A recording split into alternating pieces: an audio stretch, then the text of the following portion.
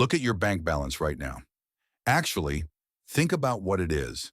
It's a number on a screen, nothing behind it, no vault with your name on it, no stack of bills in a drawer somewhere. Walk into the bank and ask to see your money, the actual pile, and there's nothing to point at. Cash, sure. They'll hand you cash. Your money? No. And you've had the thought. Everybody has. 2 in the morning, staring at the ceiling. It's all just numbers. What if everyone stopped pretending? Here's the part nobody tells you. That thought is correct.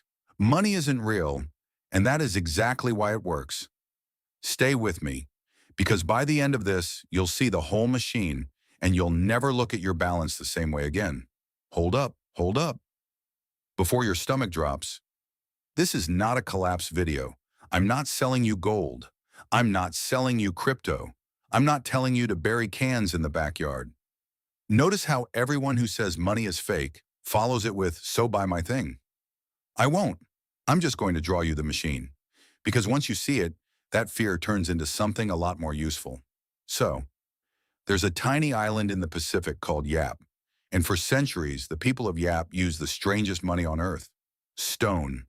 Not coins, stones. Giant discs of limestone. Some taller than a person, some heavier than a car, with a hole through the middle. They called them rai. And here's the first strange part. The limestone doesn't even come from Yap. Crews sailed hundreds of miles of open ocean to another island, cut the stone, and hauled it home on rafts. The bigger the stone, the harder the journey, the more it was worth. Now, how do you spend a stone that weighs more than a car? You don't move it. That's the genius. A stone would sit in front of someone's house, and when its owner paid for something big, the whole village simply agreed the stone had a new owner. The stone didn't move an inch. The ownership moved, in everyone's heads. The money was never the stone. The money was the agreement about the stone. And then it gets better. One of the most valuable stones on Yap, one of the biggest ever cut, was at the bottom of the ocean. Generations back, a crew was hauling this enormous stone home when a storm hit. The crew barely made it home. The stone didn't. And when they got back, they told everyone it was magnificent, it was perfect, and it's sitting on the seafloor right now. And nobody blamed them. And the island did something incredible. They agreed the stone still counted. The family that owned it stayed wealthy for generations, off a stone no living person had ever seen.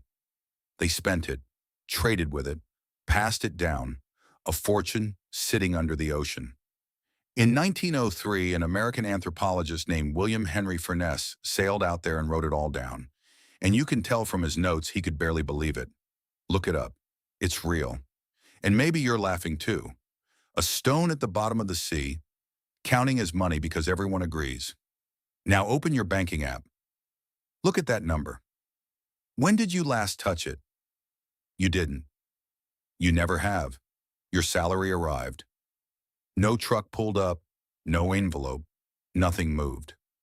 A ledger in one computer went down, a ledger in another went up. You paid rent. Same thing. Numbers sliding between ledgers. Your money is the sunken stone. You've never seen it, you'll never hold it, and this week you bought groceries with it, because everyone agrees it counts. Milton Friedman, the Nobel economist, wrote a whole paper about that stone, because he saw it wasn't about some island, it's about the number in your app. But wait, I can hear it. The dollar used to be backed by gold. Real backing, real value. Okay, 2 things. First, why is gold valuable? You can't eat it. It won't keep you warm. It's shiny, it's rare, and we all agree it matters, which is an agreement too. Just an older one. Second, in August 1971, on a Sunday night, President Nixon went on television and announced the dollar would no longer be convertible into gold. The last thread tying your money to anything physical, cut on live TV. And you know what happened Monday morning? People bought coffee, paid rent, cashed paychecks. The everyday machine kept running because the gold was never the load-bearing part. The agreement was, and that fear from the start of this video, the 2 a.m. What if everyone stops pretending? Look at what you did next. You had the thought, and then you tapped your card anyway. And it worked. The cashier didn't laugh. The number moved. Your own doubt followed by your own tap. That's the proof. You don't need to believe in money. You just need to know everyone else will take it. And they take it because they know you will. It has a name, the trust loop. I accept your dollars because I know the next person will accept them tomorrow. And they accept them for the exact same reason, pointing right back at me, a circle with nothing in the middle. And the circle is not the weakness, the circle is the machine. Money isn't real, the agreement is. But, and this is where I have to be straight with you, because it's the one thing the money is fake crowd gets right. The loop has a leak. The collapse you're picturing, everyone waking up one morning and refusing dollars, that's almost never how this story goes. When an agreement this big gets in trouble, it doesn't look like a cliff. It looks like a leak.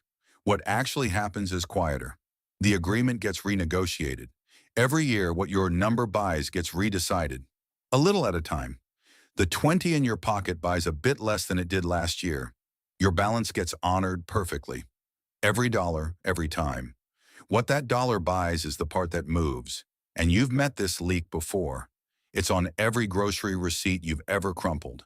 Inflation, not the cliff everyone screams about, the leak. Real, measurable, already running. So here's the move. And no, I don't have a magic formula. No trick, no product at the end of this. Just one question asked at one moment. The next time someone, a headline, an uncle, a guy on the internet, tells you money is about to be worthless because it's backed by nothing, stop and ask, is the agreement breaking or just renegotiating? Those are two completely different problems. One of them you've never actually seen happen. The other one is printed on your grocery receipt. Panic can't tell the difference. You can now. And what you do about a leak you can actually see. That's your call and nobody else's. Knowing where the leak is beats panicking about the whole ocean. Every time. Everyone around you woke up today and kept the agreement. Tomorrow they'll keep it again. Money isn't real. The agreement is.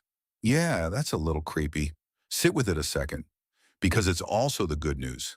The island kept counting a sunken stone for generations. This agreement is old, it's stubborn, and it survives storms.